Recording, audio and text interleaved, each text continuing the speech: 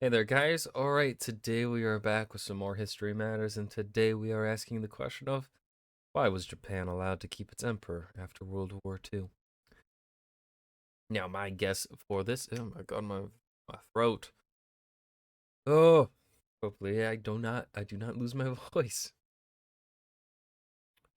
My guess for this is, well, we've kind of have have had this question covered before.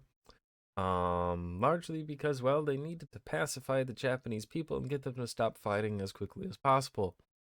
And keeping the established government in place is the best way to do that.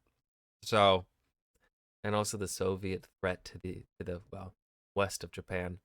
Um, so there's the answer. Let's see how there's any other additional things to it. As you'll know, the people running the Axis nations at the beginning of World War II were not running them at the end of it. The notable exception being Emperor Hirohito of Hmm. Japan, who, despite thinking that bombing Pearl Harbor was just a swell idea, managed to maintain his position as Emperor of Japan for the rest of his life. But why? Why was Hirohito allowed to stay on the throne? Well, the most obvious answer is that it made things easier. Boom. Unlike the other Axis leaders, the Japanese emperor wasn't just some official. As emperor, Hirohito wasn't just admired or liked by the Japanese people, but revered, and the Allies knew that getting rid of Hmm. him would stiffen resistance massively. Except for Stalin, who didn't care and was happy to continue even with the extra fighting. When Yeah. Japan sent out feelers about conditionally surrendering, their condition was that the emperor would remain in place. Official document. Terms of surrender. 1. The emperor stays. That's all. Now, the Americans said no because the Allies had previously agreed that only unconditional surrender would be permitted. Cleverly, Truman didn't explicitly state to the Japanese that they were going to get rid of the Emperor, just that Japan would have the form of government Truman not to scale. So stupid. I love it. its people wanted. And given the Emperor's popularity with the people, the Japanese government saw this as a guarantee that he would be allowed to stay. It was not. And after Mm. the Emperor accepted unconditional surrender, his position wasn't exactly secure. The American public wanted Hirohito to be tried as a war criminal and then removed. Yet, for American leaders, it wasn't so simple. The USA had several objectives for the occupation of Japan. One, it wanted as little bloodshed as possible, and if Nope. keeping Hirohito meant that the Japanese would lay down their arms, then that was fine. Which brings me on to point 2. The US government was concerned about communism in Japan, and the imperial family was seen as a bulwark against it. If Japan had to be invaded, it was almost assured that the Soviets would land as well, which would mean a divided Japan, much like Germany. Again, no one ever brings up, like, I doubt that the Soviets had the resources that far east to land a force sizable enough to maintain a beachhead on mainland Japan. Now, obviously, that could change when, say, if the Allies make a landing, and so Japanese forces may be focused on the Allies, and then the Soviets can sneak in and take a little bit. But I don't know. I have always been someone that has doubted the Soviet capability to make a naval landing on Japan. I just don't believe them to have the ships necessary to land a significant force.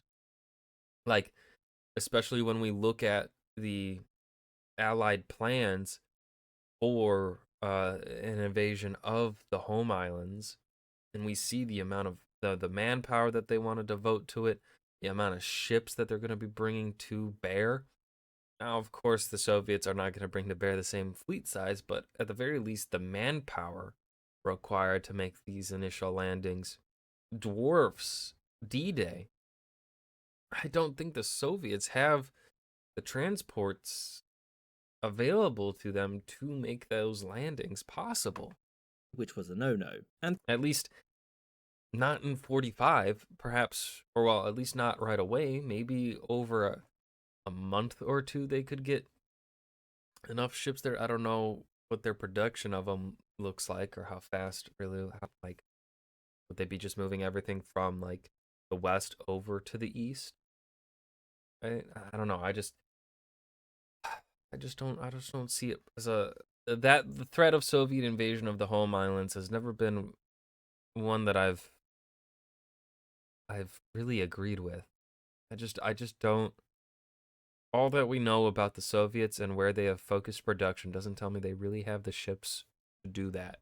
And 3. If the emperor was maintained, then reforming and occupying Japan would be much easier, since any new laws would be seen as Japanese New law. Japan is now a democracy. Signed, Emperor Hirohito. mandates and not American diktats. That's not to say that there was only foreign pressure to remove the emperor. There were some more liberal-minded ministers in government that believed that Japan needed a new start and a new emperor, Hirohito's son. The Americans were firmly against this because it would look like they had removed him, and also because the new emperor would be seen as a puppet, which was an image that the Americans did not want because their long-term plan was to make Japan an ally in the fight against communism. Side note, a job which was made much more difficult when Japan disbanded its armed forces, making the Americans fairly grumpy since they now had to do all of the defending. In the end, Hirohito never saw trial and remained on the imperial throne until his tenure was cut short by a minor case of mortality. And the reason for him remaining was extremely simple: pure expediency. There was no Okay, love so I was between the correct. American leadership and the Japanese emperor, but if the newly evolving American strategy for the Cold War was going to be a success, then the emperor had to stay.